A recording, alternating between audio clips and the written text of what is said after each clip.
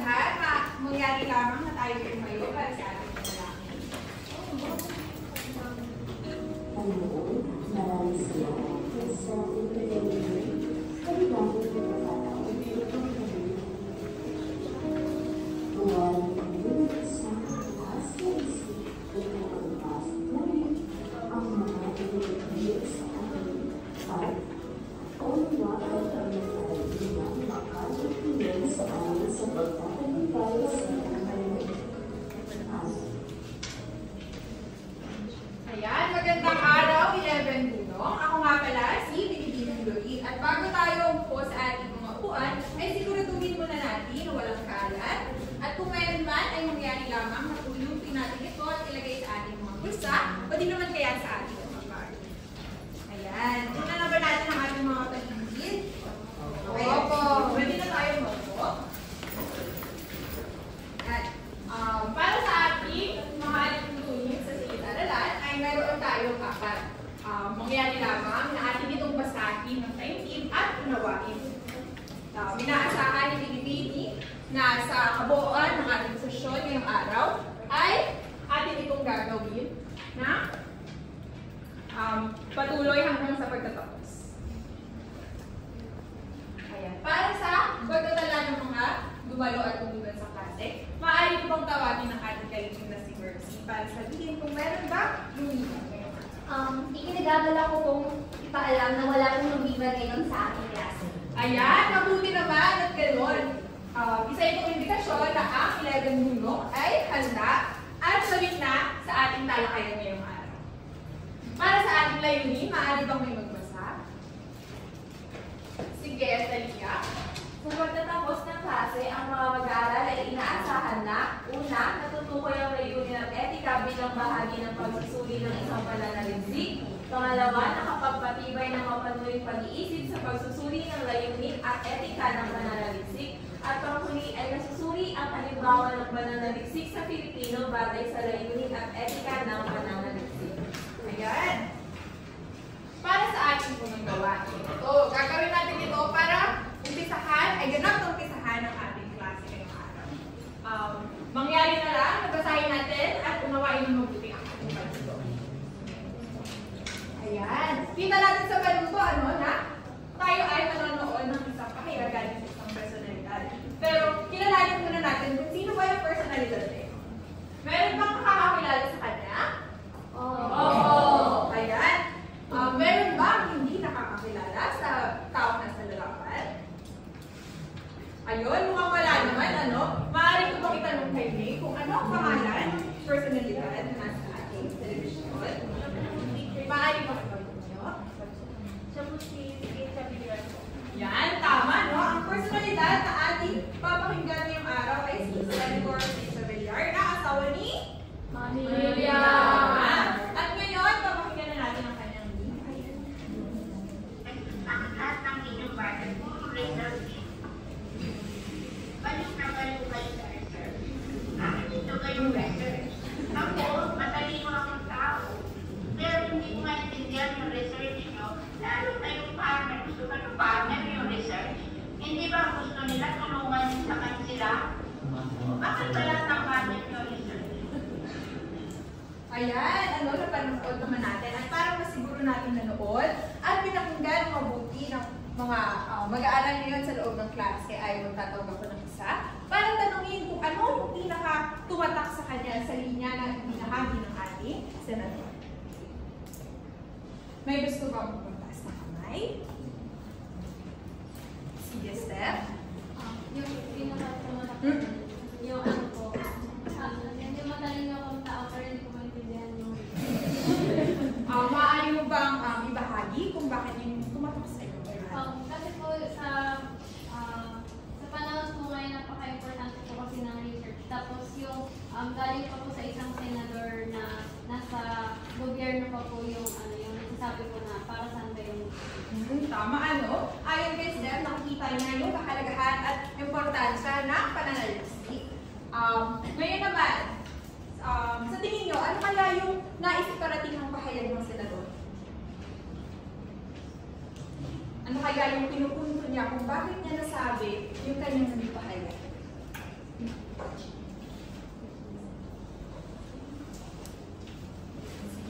kayong mahiyang sagot. At sinisigurado ko na itong klase natin ay ligtas at wala tayo diskriminasyon naman. May nais kang magbahagi? Sige, Talia. Ang nais kong iparating ng ating senador ay bakit ba tayo magbibigay pa ng budget o mag-e-effort na gumawa ng mga research? Kasi para sa kanya po, wala naman daw po natutulong o nagagawa yung research na ginagawa ng mga researcher natin. Tama, meron bang maaring... Ayan. Dati sa sinabi ni Talia, doon daw umikot yung pahayag ni Senator Villar. Meron bang sumasang-ayon din sa kanya? Or kung hindi naman, meron bang gustong magbahagi kung bakit hindi siya sumasang-ayon sa pahayag ni Senator Villar? Ayan, parang nakikita ko umiiling. Anong pangalan niyo? Hitomi. Ayan, Hitomi. Maaari mo ibahagi kung bakit umiiling ka yung sinabi kong sumasang-ayon ka? Ang sumasang-ayon po ako kay Talia about po sa research yung mga puro sinabi ko ni Senator Simpo. Ayan. Pagkikita natin na nasuri nyo yung pahayag na ibinigay ni Senator Villar. Para naman sa pagpapalalim pa ng ating tanong. Ayan, tayo ay tutungo sa ating ikalawang gawain. Maaari ba may magbasa ng ating panuto? Sige, Mercy. Basahin at unawain ng mabuti ang mga sitwasyong makikita sa flashcards. Pagbilang ko ng 3 ay itataas ninyo ang patpat na o kung tama ang ginawa ng tauhan sa sitwasyon at X naman kung mali. Yan. Meron bang katanungan tungkol sa ating panuto? Wala. Dahil walang katanungan, ay magbabahagi na ang guro ngayon ng mga flashcards.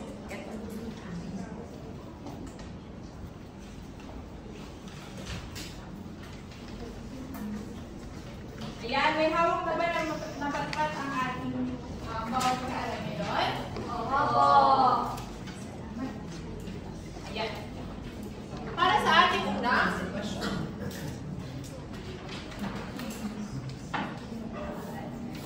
Maaari bang may magbasa? Dito naman tayo sa kabilang banda. Babasahin? Sitwasyon.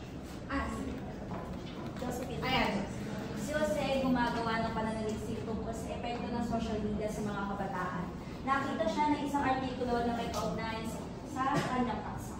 Kinuha niya ang pangunahing ideya mula sa artikulo at binago ang mga pangungusap at struktura ng mga mangungusap, ngunit hindi niya binanggit ang hinal na may akda sa kanyang pananaliksik. Ayan. Pagbilang ko ulit ng 3, itataas natin ang ating pagka. 1, 2, 3. Ayan, no? Ang lahat sa inyo ay nagsagot na o nagtaas na patpat na may X. Tayo naman ay tungo sa ikalawang sitwasyon.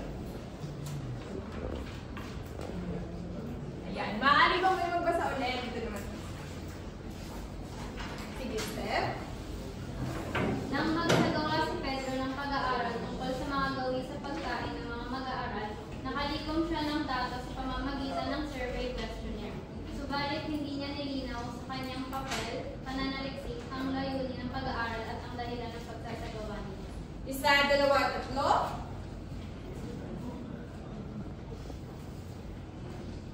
Ayan, para parehas din kayo ng sagot, itinaas niyo ulit ang patpat na may X. At para sa ating pangatlo at huling sitwasyon, maaari bang ang basahin ito ni... Sige, Daniel. Habang nagsasagawa ng isang pag-aaral tungkol sa epekto ng stress sa mga mag-aaral sa kolehiyo, tinitiyak ni Maria ng Camino na ipinaalat sa mga kalahok ang layunin ng kanyang pananalisik at ang anumang posibleng pangalan. Ipinaliwanag din niya na may karapatan silang tumigil sa paglahok ng mga oras. 1, 2, 3. Ayan, ngayon naman kung kanina ay patpat na X ang ating nakikita ngayon, lahat sila ay nagtataas na X na may O. Ngayon, maaari nyo nang ibabangin yung mga patpat. Mayroong katanungan ng si Binibini ngayong araw, ano? Maaari bang tawagin si Brian? Para dito kayo. Ayan, Brian. ilang patpat o at ilang patpat X ang iyong tiraan sa ating naging gawain? Isang o, dalawang X. Salamat. Ayun, no? Bakit sa tingin nyo, tama o mali ang mga naging sitwasyon dahil sa kilos na ginawa ng ating tauhan sa ating sitwasyon? Halimbawa, ay, nagtatas ka ba na? Ay, sige. Sa unang, ano po kasi, sa unang sitwasyon po, sinapunta po dito na ginamit niya yung artikulo pero hindi niya nagkaroon ng travel safety. Kumbaga, hindi na talaga ng break. May po na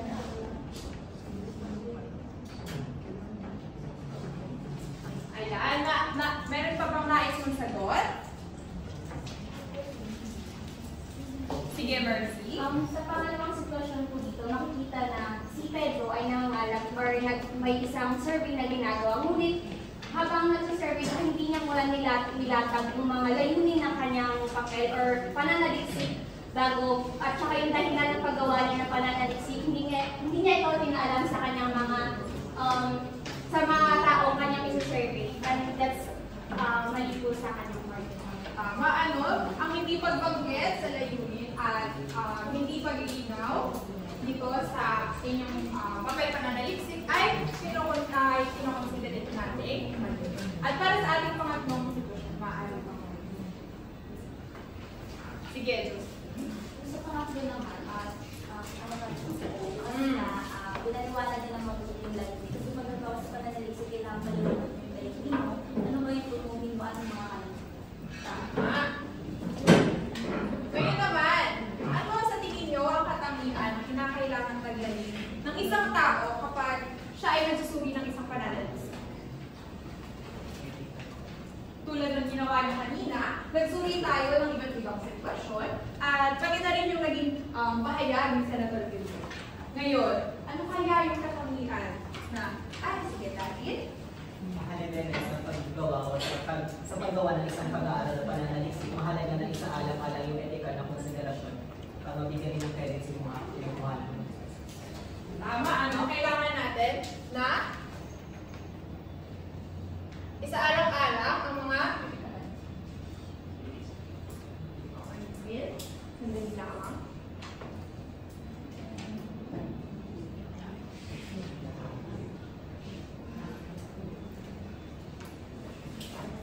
Ayan. So, ngayong ano na natin sa pag-consider natin sa mga etikal na konsiderasyon.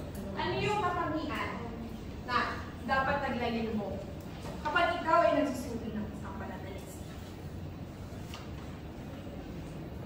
Sige, May.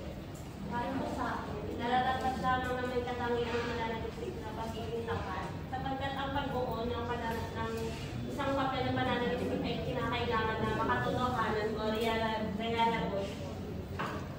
Ayun, no? Nabanggit ni May na dapat daw ay tapat para maging reliable. Pag nagpapakita tayo sa pagiging tapat, paano bukod sa pagiging tapat, ano pa kaya yung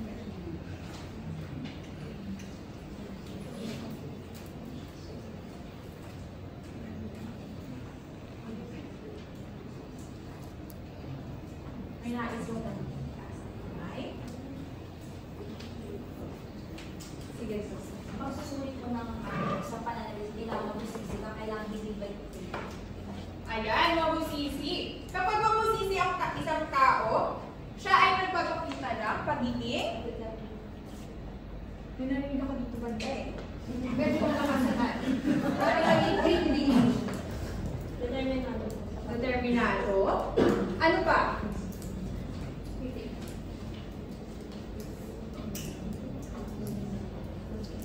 Kapag mabusisi tayo, pinapagana natin ang ating mga utak.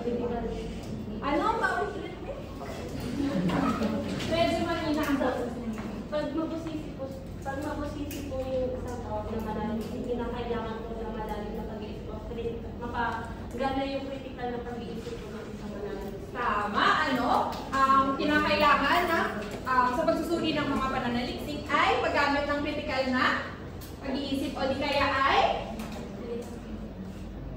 mapanuring pag-iisip.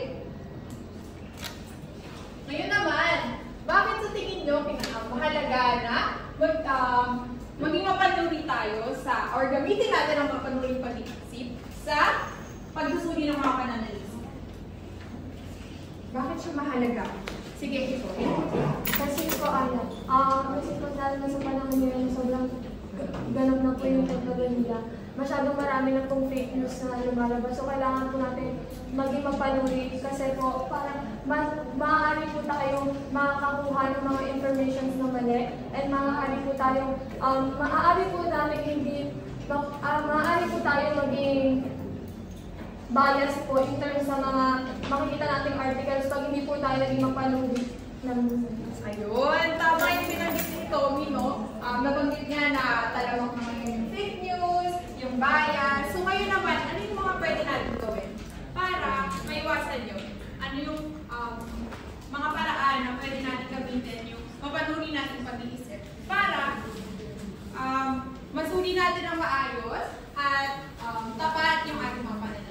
Yes, okay? Tatas ka ng kamay. Hanap tayo ng mga credible sources kasi maraming articles, lalo sa internet na predators, mga tipong kala natin nila yun, pero hindi naman sila cited na marami. So, dapat mapanili tayo, matalino tayo sa pagkakas ng mga articles na nakikita natin. Ayun, nabanggit nga na dapat maging matalino tayo, maghahanap tayo ng mga credible source. Para naman sa pagpapalalim pa ng ating talakayan, tayo ay tutungo na sa ating talakayan. Ayan, ito ang ating bangkas ng aralin. Maaari bang basahin ito ni Steph? Balangkas ng aralin. Una, pagsusuri ng pananaliksik.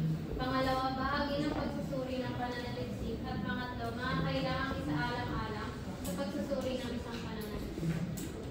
Ayan. Ngayon, alamin muna natin ang pagsusuri. Ang pagsusuri ito ay yung paghihimay o pag-aanalisa ng isang buong pag-aaral. Dito, hinihimay ang bawat bahagi ng pananaliksik. Sa inyong palagay, bakit mahalaga na hinihimay natin yung bawat bahagi ng pananaliksik?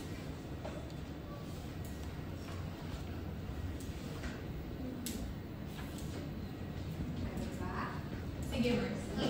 Sa aking palagay, mahalaga po paghihimay ng pananaliksik dahil upang ang ating magiging pananaliksik o papel ay organisado at hindi in chronological order siya, hindi siya nakakalito basahin. Kumbaga, may organized siya at the same time, makikita mo yung essence sa ano pa lang, sa pinakaunang papel pa lang. Tama, binanggit niya na kinakailangan na himay-himayin natin yung bawat bahagi ng pananaliksik para mas maging organisado. Ngayon naman tayo ay tutungo sa mga bahagi ng pagsusuri ng pananaliksik. Mayroong 4 na bahagi ang pagsusuri ng pananaliksik, pero ngayong araw ay 2 lamang ang ating tatalakayin at ang 2 natitira ay gagawin natin ito sa susunod natin. Para sa unang bahagi, ito ay ang layunin. Maaari ko bang basahin eh?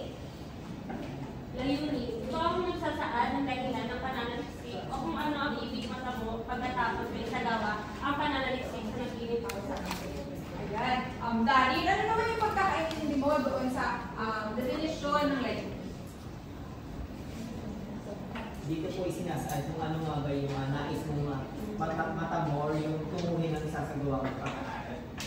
Ayun, tama yung layunin. Ito yung dahilan kung bakit isinasagawa ng isang mananaliksik yung kanyang pag-aaral. At ito naman yung mga kinakailangan isaalang-alang sa pagbuo ng layunin. Una, sinasabi na kinakailangan nakasaad sa paraang pinapaliwanag o paliwanag ng nakalahan kung ano ang dapat gawin at paano ito gagawin. Sabi, 2 ang naka-highlight dito. Yun ay kung ano ang dapat gawin at kung paano ito gagawin ng mananaliksik. Pangalawa naman ay mga totohanan o may sasagawa. Tulad ng ibang bahagi ng mananaliksik, kinakailangan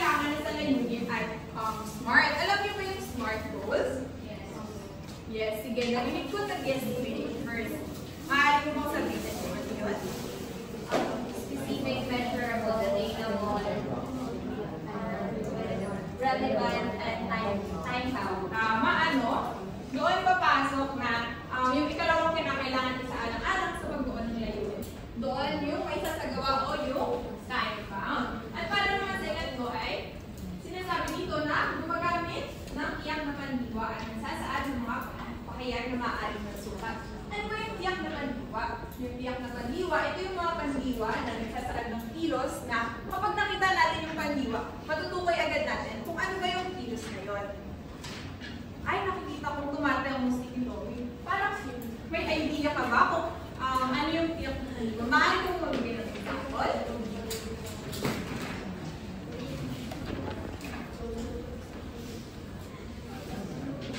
Wala. O sige, sa Pilipinas na lang muna ako magbibigay ng isang halimbawa ng tiyak na pandiwa.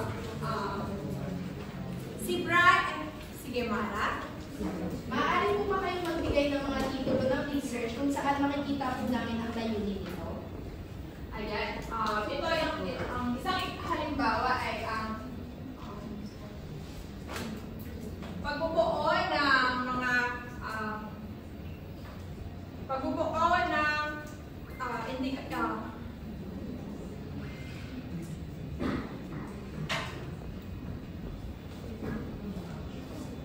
pagbubuo ng isang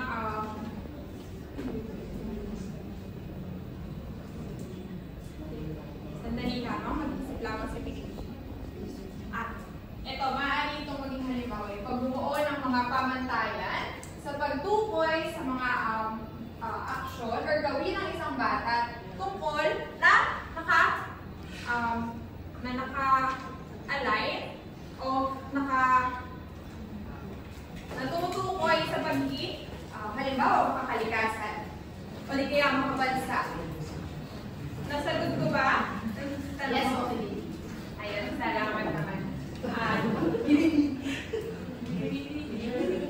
Ano po yung layunin po pala na binanggit na titulo? Ayan, yung layunin na nabanggit natin na titulo ay makabuo tayo ng mga indikasyon kung saan makikita natin kung isasagawa pa ng bata yung mga inaasahang katangian sa kanya na lipunan. Nasagot ko ba ulit? Opo. Ayan, salamat. Ito naman yung mga halimbawa ng mga pandikong nagpapaliwanag ng proseso. Tayo ngayon ay tutungo na sa ikalawang bahagi. Ito ay ang etika. Maaari kong may magbasa? Sige, Dani. Etika. Ang etika ng pananaliksik ay nagpapakita ng mga ethical na issues sa iba't ibang bahagi ng proseso ng pananaliksik. Ayun no, nabanggit mo kanina na meron mga etikal na konsiderasyon. Dito naman, makikita natin yung mga kinakailangan sa alang-alang sa etika ng pananaliksik. Una ay ang pagkilala sa pinagmulan ng mga ideya sa pananaliksik. Mahalaga ang pagbanggit at pagkilala sa iba pang pananaliksik at scholar na naging fondasyon ng iyong pananaliksik. Tulad ng nabanggit kanina na kinakailangan na merong citation. Dito, binibigay natin yung pagkilala natin doon sa doon sa original na may akda noong artikulo. Tulad na lang ng sitwasyon ni Jose. Doon sa sitwasyon ni Jose ay hindi niya binanggit ang original na may akda na sa kanyang pananaliksik. Kaya makikita natin na nalabag niya yung una kinakailangan sa alang-alang dahil hindi niya kinilala yung pinagmulan ng pananaliksik. Pangalawa naman ay ang voluntaryong partisipasyon ng mga kalahok. Dito sa voluntaryong partisipasyon ng mga kalahok ay makikita natin ito sa pangatlong sitwasyon. Doon sa sitwasyon ni Maria kung saan pinaalam niya sa mga kalahok ang layunin ng kanyang pananaliksik at mga anumang posibleng panganib. Pinaliwanag din niya na mayroon silang karapatang tumigil sa paglahok anumang oras. Dahil ang voluntaryong partisipasyon ng mga kalahok ay nangangahulugang hindi ito pinilit o hindi natin pinilit yung mga kalahok na sumali sa ating pag-aaral.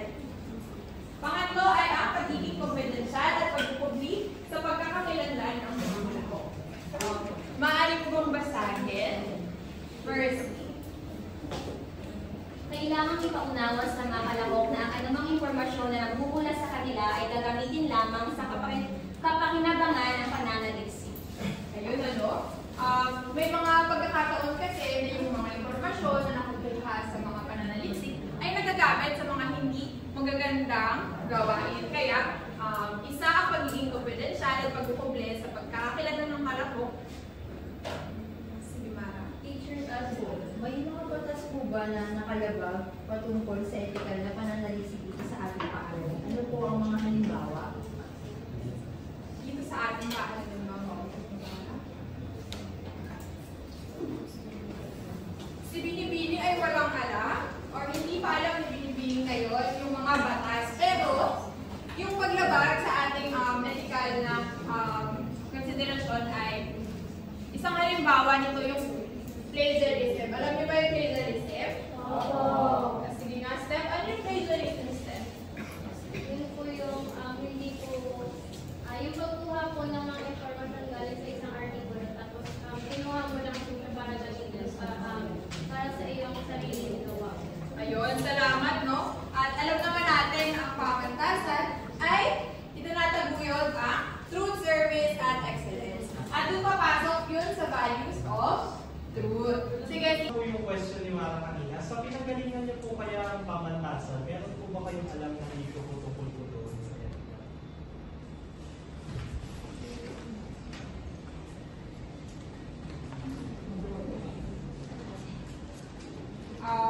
Doon sa pinanggalingan, ang pamantasan ni Binibini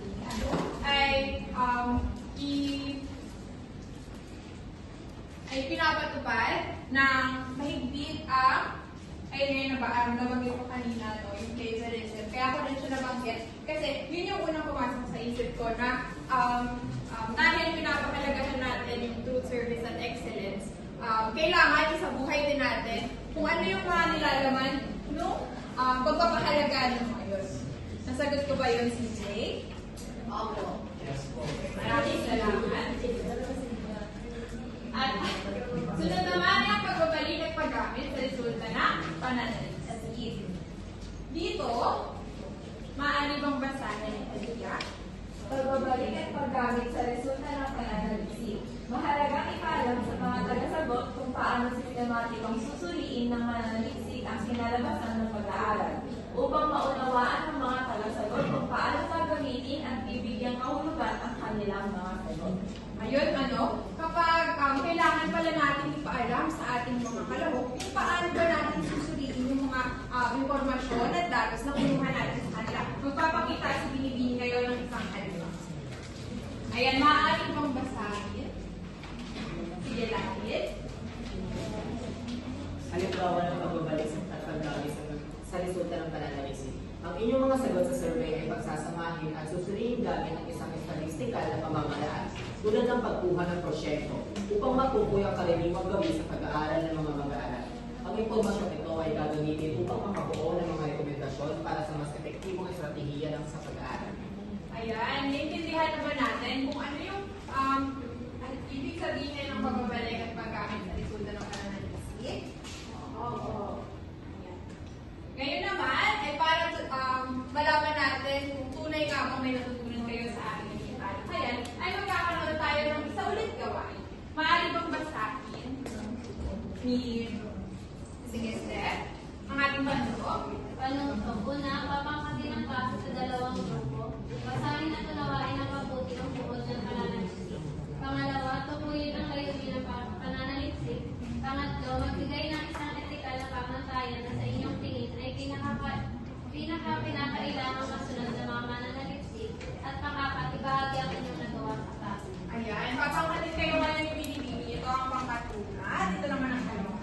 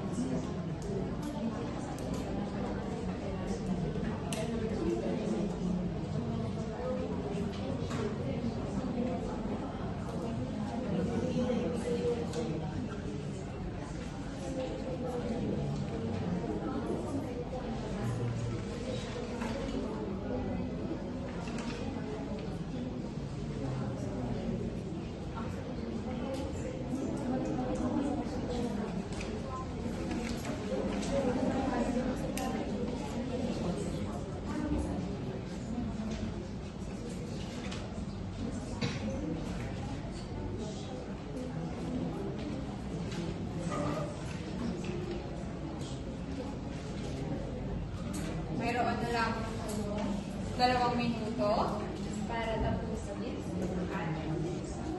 At maghanda para sa ating pagbabahagi sa klase.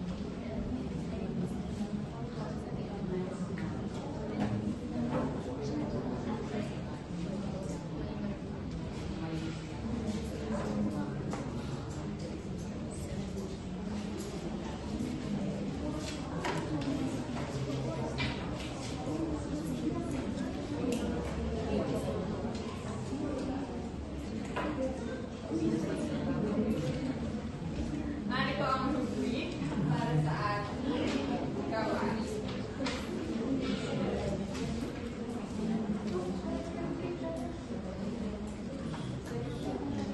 Yung pangalawang page, sa likod po.